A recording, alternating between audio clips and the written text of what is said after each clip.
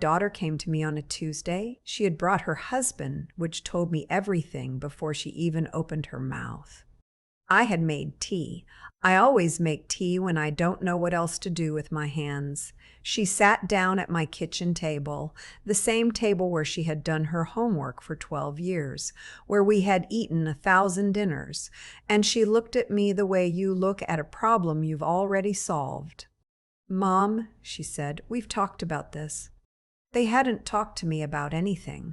They had talked to each other, and now they were here to inform me. She was 41. Her husband was the kind of man who nodded along to whatever she said and called it being supportive. I had never disliked him exactly, but I had never fully trusted him either. There was something about the way he looked at my house, not at me. At the house. She said I was getting older. She said the place was too big for one person. She said the stairs were a liability. She used that word, liability. About the stairs I had climbed every day for 31 years. The stairs my late husband had helped me pick out carpet for. The stairs my grandchildren had slid down on their bellies when they were small. "We found a place," she said. "It's very nice. It's in Barrie.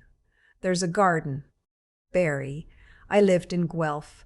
I had lived in Guelph since before she was born. "I don't want to move to Barrie," I said. She looked at her husband. He nodded. "Mom, it's not really about what you want right now. It's about what's safe." I sat with that for a moment. The kettle was still hissing on the stove behind her. Outside the window, the maple in my backyard was just starting to turn, that particular October orange that I had photographed every single year for as long as I could remember. "And the house?" I asked. She had been waiting for this question. I could tell.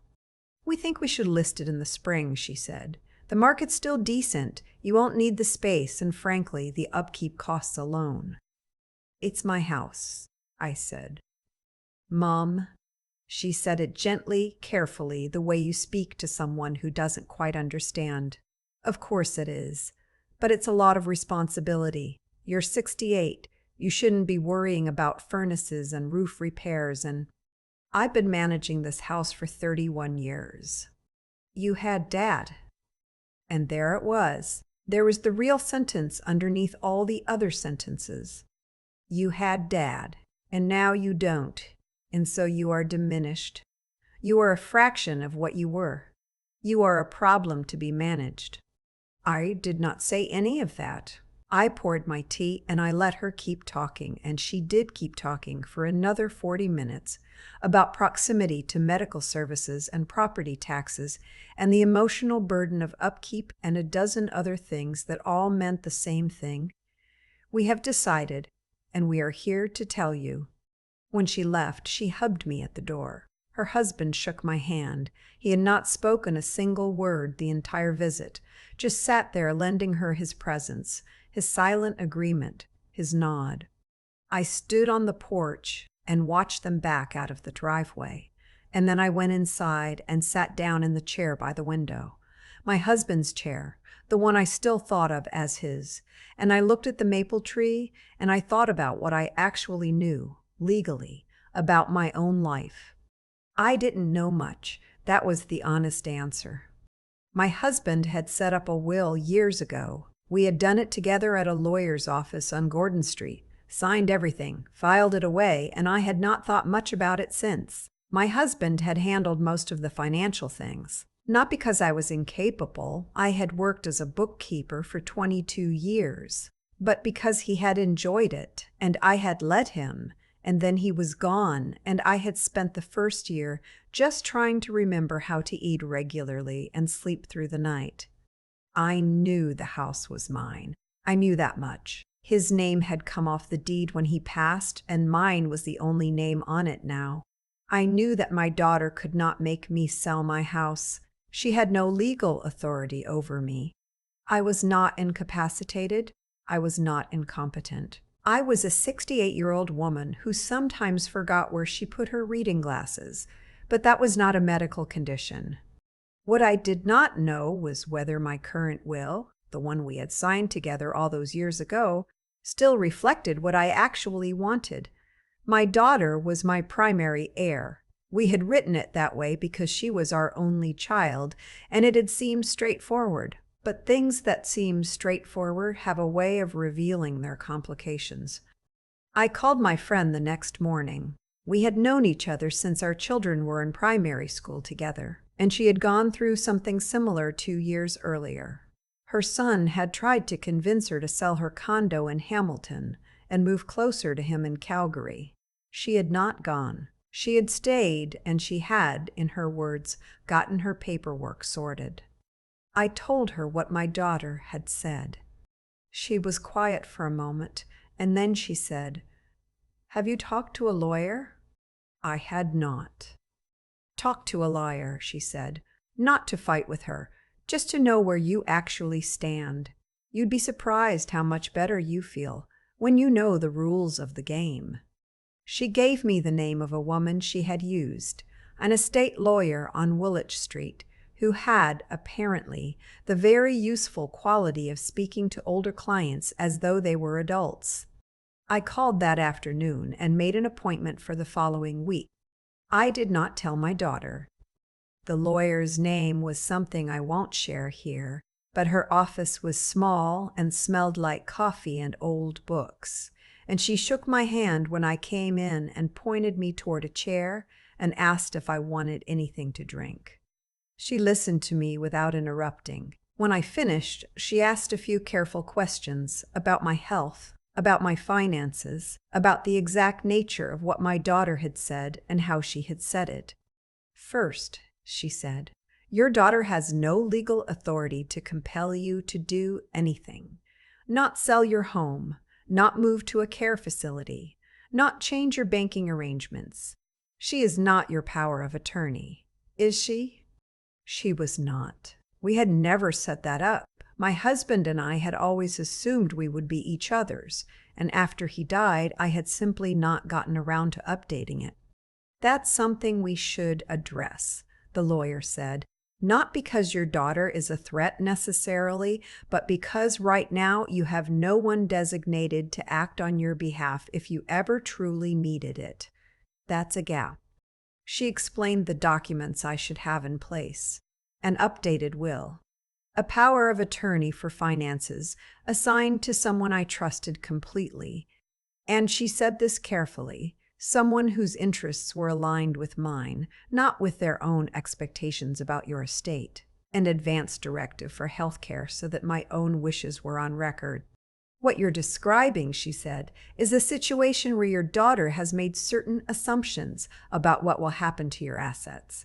Those assumptions are not legally binding, but your current documents, if they haven't been updated since your husband passed, may not reflect what you actually want."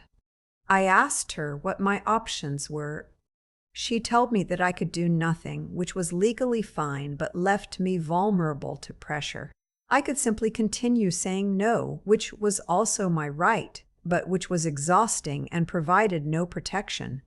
Or, she said, I could update my documents now, while I was healthy and of perfectly clear mind, to reflect exactly what I wanted to happen. I could designate a power of attorney. She suggested I consider my friend, or a trusted sibling, or in the absence of those, a professional trustee, someone who was not in line to inherit and therefore had no conflict of interest. I could also, she said, change my will, not necessarily to remove my daughter, but to structure it in a way that protected what I cared about. She mentioned something called a testamentary trust, which would allow me to leave the house or the proceeds from its eventual sale to my grandchildren directly, bypassing my daughter and son-in-law's control entirely. I could leave my daughter an inheritance if I chose, but one that couldn't be used to retroactively justify decisions made now. What does that mean in practice? I asked. It means, she said, that your daughter cannot tell herself a story in which helping you move and selling your house makes financial sense for her family, because it wouldn't. I sat with that for a long moment. She loves me, I said. I wanted to say that out loud. I needed to say it. The lawyer looked at me evenly. I believe you, she said. That doesn't mean her interests and yours are perfectly aligned. They don't have to be. That's what these documents are for. I went home and I sat in my husband's chair again, and I thought for a long time. My daughter was not a bad person. I needed to hold on to that. She had always been anxious. Anxious as a child, anxious as a teenager, anxious as a mother herself. She worried. The worrying was real, even when the solution she proposed was not the right one. She loved me, and she also, somewhere in the part of herself she probably hadn't fully examined, had looked at this house and done math that included it. I understood that. It didn't make it all right. I went back to the lawyer 2 weeks later, and I signed everything. I updated my will. The house, in the event of my death, would go into a trust for my 2 grandchildren, aged 9 and 12, to be accessible when each turned 25. My daughter would receive a cash inheritance from my other assets, a meaningful amount, but the house was no longer part of her calculation. She could not sell it. She could not benefit from its sale. Whatever happened to me, that piece was settled. I named my friend as my power of attorney for both finances and health care. She had agreed immediately, without hesitation, and then she had said, "I hope you never need me to use it." And I had said, "So do I." The lawyer also helped me set up a small joint account, just for regular expenses, with my friend's name on it, so that if anything ever happened to me suddenly, there was someone who could step in without court involvement. Simple, clean, all above board. I did not tell my daughter any of this. I went on living my life. I raked the leaves from the maple in November. I had the furnace serviced because that is what you do when you own a house and want to keep it running properly. I went to my book club. I went to the farmer's market on Saturdays and bought the bread from the man with the red beard who always remembered that I liked the sourdough. My daughter called every week. I answered. We talked about the grandchildren, about her job, about the weather. She mentioned the move twice more in December, carefully testing. Both times I said simply, "I'm not ready to have that conversation." She didn't push. I think she was waiting for spring. Spring came. She called me in late April and said she had spoken to a real estate agent, just informally, just to understand what the house might be worth in the current market. I let her finish. Then I said, "I've made some changes to my will and my estate planning. My lawyer thought it would be a good idea to update everything after your father passed. It's all sorted now." There was a silence. "What does that mean?" she said. "It means I've taken care of things," I said. "You don't have to worry about me." Another silence. I could hear her thinking. "Mom, what did you do?" "I made sure my affairs are in order," I said. "That's what you were worried about, wasn't it? That I wasn't managing things properly? Well, I am. Everything is handled. The house is accounted for. You don't need to speak to any real estate agents on my behalf." She was quiet for a long time. Then she said, "I was just trying to help." "I know," I said. "I love you. How are the kids?" She told me. We talked for another 20 minutes. When we hung up, she sounded strange, not angry exactly, but unsettled, like someone who had been playing a chess game and looked down to find that several pieces had moved when they weren't watching. I don't know what she told her husband. I don't know what she had been expecting from the spring. I know that she has not mentioned the house since. What I know is that on a Thursday morning in May, I opened every window in this house, and the air came in off the garden and moved through the rooms the way it has always moved, and the maple was fully green again, and I stood in my kitchen, and I made tea, and the house was mine in a way that felt different now. Not new, exactly. More like confirmed. like something I had always known but could now hold in both hands. My friend came over that afternoon, and we sat on the back porch and drank lemonade, and she asked how things were with my daughter, and I said that they were fine, we were fine, that I thought we were going to be fine. Good, she said. I had not thanked her yet for agreeing to be my power of attorney. I meant to, but the words felt too formal for a porch in May, with lemonade and years of friendship between us. Thank you, I said, for all of it. She waved her hand like it was nothing, but it wasn't nothing. Having one person who is fully on your side, who has no stake in your decisions except wanting things to go well for you, that is not a small thing. That is, it turns out, most of what you need. The grandchildren came in July. They stayed for a week. My grandson slid down the stairs on his belly on the second day, and I watched from the hallway and did not say a word about the carpet. My granddaughter found an old photo album in the hall closet, pictures of her mother as a child, of her grandfather and me when we were young, of this house before we'd had the kitchen redone. She sat at the kitchen table for an entire afternoon going through it, asking me about every picture. I answered every question. I told her about the summer her grandfather and I drove to Cape Breton.